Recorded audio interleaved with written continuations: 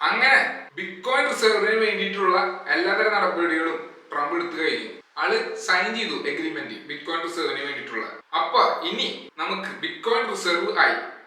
പക്ഷെ എല്ലാവരും ഉദ്ദേശിച്ച പോലെ ഒരു ബിറ്റ്കോയിൻ റിസർവ് അല്ല നമുക്ക് കിട്ടിയ. കാരണം വെച്ചിട്ടുണ്ടെങ്കിൽ എല്ലാവരും വിജയിച്ച സ്റ്റോക്ക് പൈൽ എന്ന് വെച്ചിട്ടുണ്ടെങ്കിൽ ടാക്സ് പേയറുടെ കാശ് എടുത്ത് വാങ്ങുന്നതാണ് എല്ലാവരും വിജയിച്ചത്. മീൻസ് എല്ലാ ജനതയുടെയും മീൻസ് അവരുടെ കഷ്ടപ്പെട്ട് വേണ്ടി ഇത് ടാക്സ് ആയി പോയ കാശില്ല, ആ കാശ് എടുത്തിട്ടാണ് മീൻസ് ബിറ്റ്കോയിൻ ഇൻവെസ്റ്റേഴ്സ് വിചാരിച്ചത്, അല്ലെങ്കിൽ ക്രിപ്റ്റോ ഇൻവെസ്റ്റേഴ്സ്. മനസ്സിലായോ? പക്ഷെ അങ്ങനെയൊന്നല്ല സംഭവിച്ചത് വെച്ചിട്ടുണ്ടെങ്കിൽ ഉള്ള ബിറ്റ്കോയിൻ ഉണ്ട് കൗണ്ടർ ഫീറ്റഡ് ആയിട്ട് സിവിൽ റോങ്ങും ക്രിമിനൽ കേസിലൊക്കെ വന്ന ബിറ്റ്കോയിൻ. ആ ബിറ്റ്കോയിൻ ആണ് അവര് മാറ്റണത് എന്തിന് ബിറ്റ്കോയിൻ റിസർവ് ഇതിലേക്ക്. വെറും ഒരു അക്കൗണ്ട് ഷിഫ്റ്റ് മാത്രമാണ് നമ്മൾ മനസ്സിലാക്കണം. വെറും account shift means reserve account എന്ന് പറഞ്ഞൊരു അക്കൗണ്ട് തുടങ്ങി അതിൽ ബിറ്റ്കോയിൻ വെച്ചുള്ള ബിറ്റ്കോയിൻ തന്നെ. വലിയ മാറ്റമൊന്നുമില്ല. അതിന്റെ അർത്ഥം എന്ന് വെച്ചിട്ടുണ്ടെങ്കിൽ ട്രംപ് ഇപ്പൊ ചെയ്തെന്ന് വെച്ചിട്ടുണ്ടെങ്കിൽ പണ്ടത്തെ ഗവൺമെന്റ് എന്താ ചെയ്തത്, പക്ഷെ കുറച്ച് വ്യത്യാസം വരുത്തി എന്ന് വെച്ചിട്ടുണ്ടെങ്കിൽ ആ റിസർവ് അക്കൗണ്ടിലേക്ക് മാറ്റി. അത്ര തന്നെ ഒരു അക്കൗണ്ട് ഷിഫ്റ്റ്. അത് വെച്ചിട്ടുണ്ടെങ്കിൽ ബിറ്റ്കോയിന്റെ പ്രൈസ് കൂടാനൊന്നും പോണില്ല.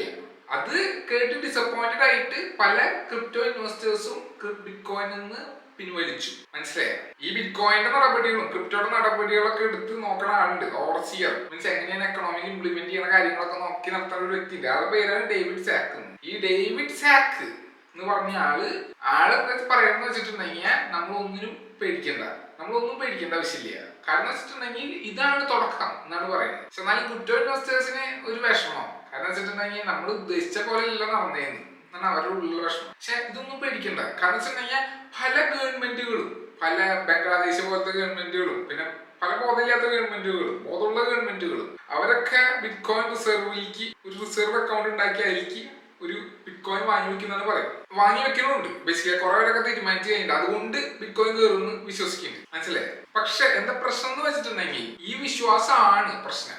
കാരണം വെച്ചിട്ടുണ്ടെങ്കിൽ കുറെ പേര് ബിറ്റ്കോയിൻ വലിച്ചു. ബിറ്റ്കോയിൻ ഇപ്പടെ $80,000 എത്തി. മനസ്സിലായോ? $80,000 എത്തിയപ്പോ ഇപ്പൊ $79,000 എത്തി.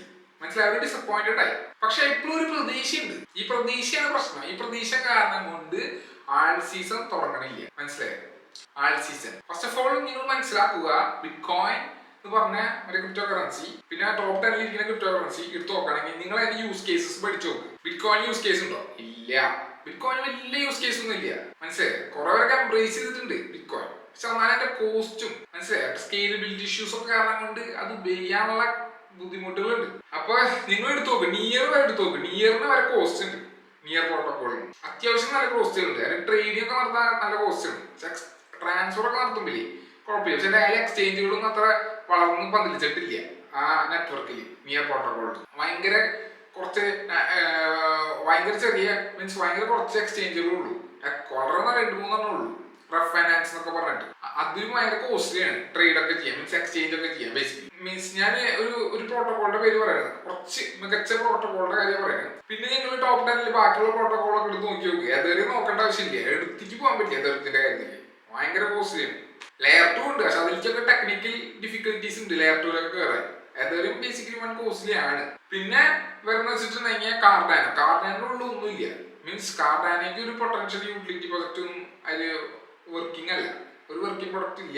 പിന്നെ എന്നിട്ടാണ് സൊളാനോ ഉണ്ട്. സൊളാനോ ഭയങ്കര സെൻട്രലൈസ്ഡ് ആണ്. സൊളാനോ സെൻട്രലൈസ്ഡ് ആയതുകൊണ്ട് അത് തീർക്കാൻ എളുപ്പമാണ്, ബേസിക്കലി ചെയ്യാൻ എളുപ്പമാണ് ബേസിക്കലി. പക്ഷെ അതിന്റെ അടിസ്ഥാന തത്വം ഡീസെൻട്രലൈസേഷനെതിരെയാണ് അത് പോകുന്നത് സൊളാനോ.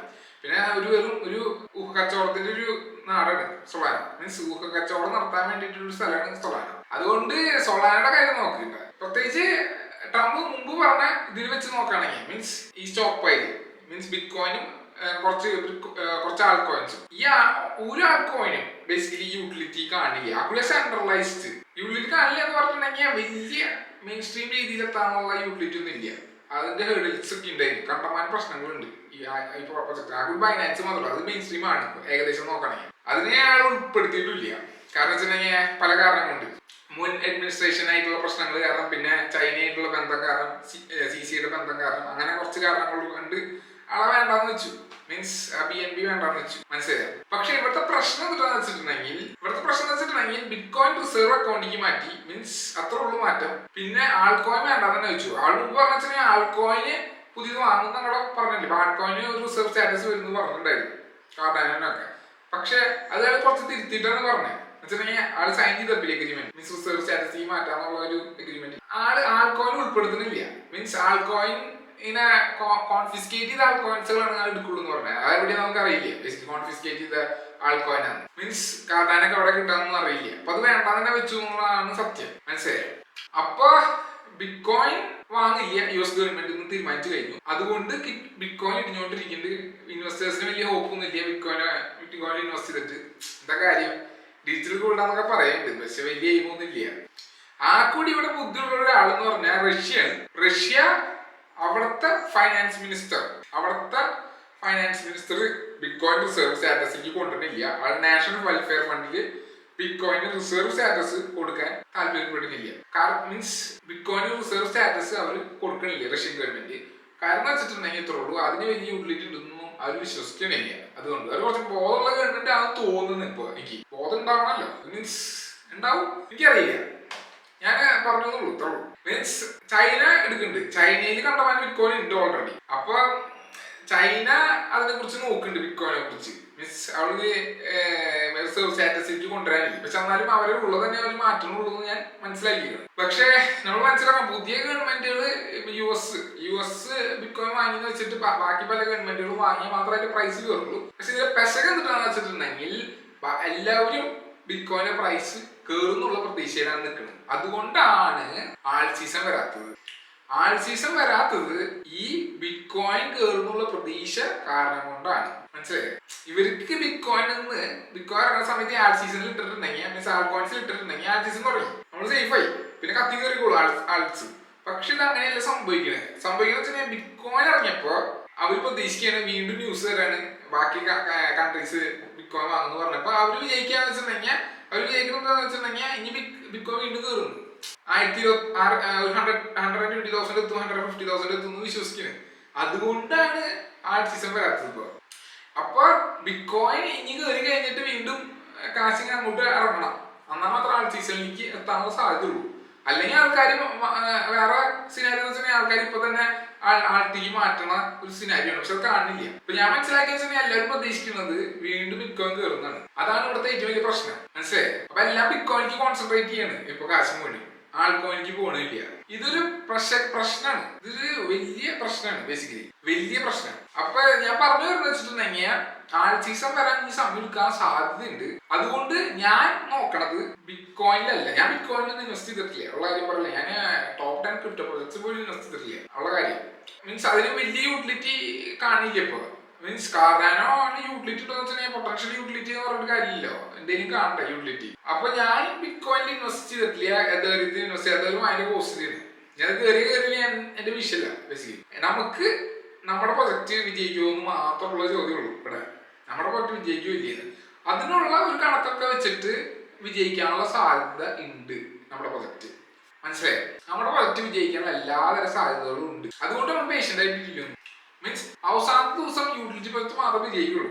പെട്ടെന്നൊക്കെ ഹൈപ്പൊക്കെ അവസാനിക്കും, യൂട്ടിലിറ്റിക്ക് മാറും കാശ്. അതാണ് ഞാൻ പറയാനുള്ളത് ഈ വീഡിയോയിൽ. എന്താണെന്ന് വെച്ചിട്ടുണ്ടെങ്കിൽ നിങ്ങൾ ഇപ്പോഴും പേഷ്യൻസ് ആണ് കൾട്ടിവേറ്റ് ചെയ്യേണ്ടത്. പക്ഷേ top 10 crypto projects long term സസ്റ്റൈനബിലിറ്റിയിൽ ആ ഘടത്തിൽ പെട്ടപ്പെടുമെന്ന് ചോദിച്ചിട്ടുണ്ടെങ്കിൽ എനിക്കറിയില്ല. പെടാൻ ചാൻസസ് വളരെ കുറവാണ് ഇപ്പൊ നിലവിലുള്ള. ആ കാർഡാനിയും കുറച്ച് കോയിൻസ് ഉണ്ട്, അത് മാത്രം നോക്കിയാൽ മതി. ബാക്കിയുള്ളതൊക്കെ ഇതിന് അപ്പുറം ചാൻസ് ഉണ്ട്. ഞാൻ ബിറ്റ്കോയിനിൽ ഇടില്ല, ഞാൻ വിശ്വസിക്കുന്നില്ല ബിറ്റ്കോയിനിൽ. ഞാൻ പണ്ട് തന്നെ അങ്ങനെ തന്നെയായിരുന്നു. പക്ഷെ ബിറ്റ്കോയിൻ കൺവിക്ഷൻ ഉള്ളവര് കയറ്റും, കുറെ 150 അടിക്കാൻ വേണമെങ്കിൽ.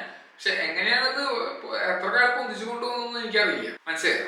അതിന് പകരം നമ്മള് വളരെ കുറവ് മൈക്രോ ക്യാപ് കോയിൻസുകളിൽ ഇൻവെസ്റ്റ് ചെയ്യുന്നതാണ് കുറച്ചും കൂടി ബുദ്ധി. ലേശം യൂട്ടിലിറ്റി, പൊട്ടൻഷ്യൽ യൂട്ടിലിറ്റി ഉള്ള പ്രൊജക്ടുകളാണെങ്കിൽ തന്നെ കാര്യം സേഫ് ആണ്, മനസ്സിലായി. വെയിറ്റ് ഔട്ട് ചെയ്താൽ മതി പേഷ്യന്റില്.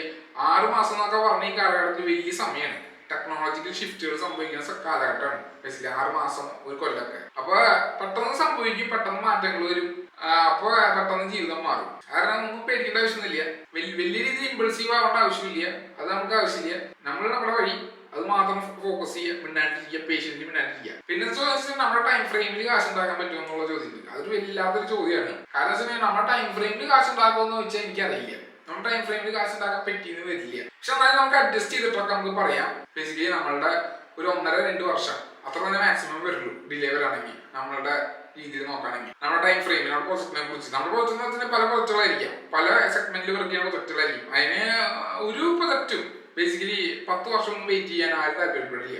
ഉള്ള കാര്യം പറയാലോ, 2 വർഷം, 1 വർഷം മാക്സിമം, 7 വർഷം 10 വർഷമൊക്കെ ത്യാഗം ചെയ്യുന്ന ആൾക്കാരായിരിക്കില്ല. അവരുടെ ജീവിതത്തിന്റെ ഭൂരിഭാഗ സമയം ത്യാഗം ചെയ്തിട്ടുണ്ടോ? അത്രയധികം സമയം ഒരു പ്രൊജക്റ്റിന് വേണ്ടി വെയിറ്റ് ചെയ്യാൻ അത്ര ഹാർഡ് കോർ ആൾക്കാരായിരിക്കും. മനസ്സിലായി? നേഴ്സുകളൊക്കെ ആയിരിക്കും, ഹാർഡ് കോർ ടെക് നേഴ്സ് ആയിരിക്കും. നമ്മൾ അത്ര സമയം വേസ്റ്റ് ചെയ്യുന്നില്ല. ഇനി നമ്മൾ കാലങ്ങളോളം ഇപ്പൊ പേഷ്യന്റ് ആയിട്ടിരിക്കുന്നത് മീൻസ് മനസ്സിലായി? അപ്പൊ ഞാൻ ആലോചിക്കുന്നത് വെച്ചിട്ടുണ്ടെങ്കിൽ 1 വർഷം മാക്സിമം, ഇനി അതോടെ കഴിഞ്ഞു. മീൻസ് അതിനുള്ളിൽ നടന്നില്ലെങ്കിൽ എല്ലാ പ്രൊജക്റ്റും പൊളിയും. ഇപ്പൊ ഈ പ്രൊജക്റ്റുകൾ ഈ ചെറിയ കാലഘട്ടത്തിൽ ഈ 6 മാസം 1 വർഷത്തിനുള്ളിൽ ചെയ്തില്ലെങ്കിൽ, ഡെലിവറി ചെയ്തില്ലെങ്കിൽ കാര്യങ്ങൾ പോക്കണം പ്രൊജക്റ്റിന്റെ. മനസ്സിലായി? അതുകൊണ്ട് ഈ 6 മാസം 1 വർഷത്തിനുള്ളിൽ തീരുമാനവും എല്ലാ കാര്യങ്ങളും ക്രിപ്റ്റോ കറൻസിയുടെ അത്രേ ഉള്ളൂ. ഈ മാർക്കറ്റിന്റെ കാര്യം തീരുമാനം. അതെനിക്ക് ഈ വീഡിയോയിൽ പറയാനുള്ളത്. ഇനി വല്ലതും നിങ്ങൾക്ക് പറയാനുണ്ടെങ്കിൽ നിങ്ങൾ പറ, ഞാൻ കേൾക്കാം. ശരി, thank you. Have A nice day.